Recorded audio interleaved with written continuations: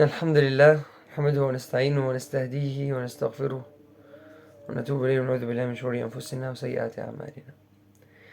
Our story today is different. We're gonna talk about one of the Sahabi. He's not popular for most of the Muslims. And this Sahabi, he was meet and he make meeting with the Persian Empire and the Roman Empire, kings of these empires, the kings of the earth at this time. He is Abdullah ibn Hudhafah السهمي. Abdullah ibn Hudhafah السهمي. He has a long story, but today we're gonna talk about his meeting with Roman Empire. In the 19th year after the Hijrah, Umar ibn al-Khattab, now he is the leader of the Muslims. He was the Khalifa. He sent an army to fight against the Roman Empire, and it was Abdullah ibn Hudhafah. News of the Muslim force reached to Roman Emperor. He had heard of their strange of the faith. They have strange faiths, it's okay for them to sacrifice their lives in the way of Allah and His Prophet. So this emperor, he gave orders to his men to bring to him any Muslim captive they might take alive. And Allah willed that Abdullah ibn Hudhafah should fall captive in the Romans, and he was brought before the emperor. The emperor looked at Abdullah for a long time. Suddenly he said, I shall make a proposal to you. What is it? I have a good deal for you. Asked Abdullah, I suggest that you become a Christian. If you do this, you will be set free, and I shall grant you a safe refuge. The prisoner's reaction was furious. Death is preferable to me 1,000 times to what you ask me to do. I see that you are a bold man. However, if you respond positively to what I say to you, I will give you a share in my authority and swear you in as my aid. The prisoner chuckled at his chains, smiled and said, by God, if you give me all that you bosses and all the Arabs have in exchange for giving up the religion of Prophet Muhammad, I shall not do so. Then I shall kill you. Do what you want, answered Abdullah. And something like this. Who was talking with him? The king of Roman Empire. Roman Empire at this time, we have a trend, it's called Roman Empire before or at the beginning of Islam, because they won against Persian Empire and they recovered this army and they make their army more strong with Hercules. We have Hercules, we know his name very well in the history of the world. And now this man Hercules talking with someone is a poor, someone who don't have something. His house is poor house. And he told him, just be Christian, and I will give you what the middle or a part or big part of what I have. And he said, if you give me all what you have, that's not enough. Religion of Prophet Muhammad, it's more value more than this. So the emperor then had him put on a cross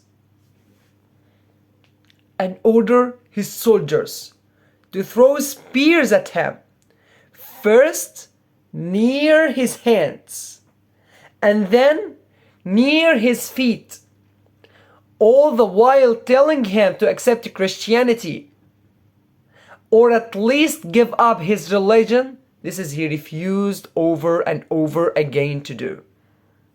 He make this as a threat, like he want to tell him the death is very near for you. I'm serious about what I said. I will kill you if you will not give up your religion. But he stayed patient. The emperor then had him taken down from the wooden cross. He called for a great pot to be brought. This was filled with oil, which was then heated under a fire. He then had two other Muslim prisoners brought and had one of them thrown into the boiling oil. The prisoner's flesh sizzled, and soon his bones could be seen. Wow. The emperor turned to Abdullah and invited him to Christianity. This was the most terrible test that Abdullah had to face up till now. But he remained firm, and the emperor gave up trying. He then ordered that Abdullah to be thrown into the pot. As he was being taken away, he began to shed tears. The emperor thought that he had at least been broken and had him brought back to him. He once more suggests that Abdullah become a Christian, but Abdullah refused. Damn you! Why did you weep then? Shouted the emperor. I cried, said Abdullah, because I said to myself, you will now be thrown into this pot and your soul will depart. What I really desired then was to have as many souls as the numbers of hairs in my body, and to have all of them thrown into this pot for the sake of Allah. At this time, King, will you kiss my head? I will then set you free. King said. And the Muslims prisoners also asked Abdullah. This the emperor agreed to do. And Abdullah said to himself, one of the enemies of Allah, I shall kiss his head, and he shall set me and all other Muslims prisoners free. There can be no blame on me for doing this. He then went up to the emperor and kissed his forehead. All the Muslim prisoners were released and handed over to Abdullah. And Abdullah ibn Hudafah eventually come to Umar ibn al-Khattab and he told him what had happened. Umar was greatly pleased. And when he looked at the prisoners, he said, every Muslim has a duty to kiss the head of Abdullah ibn Hudafah, and I shall start. Umar then got up and kissed the head of Abdullah ibn Hudafah. Something really strange in this story.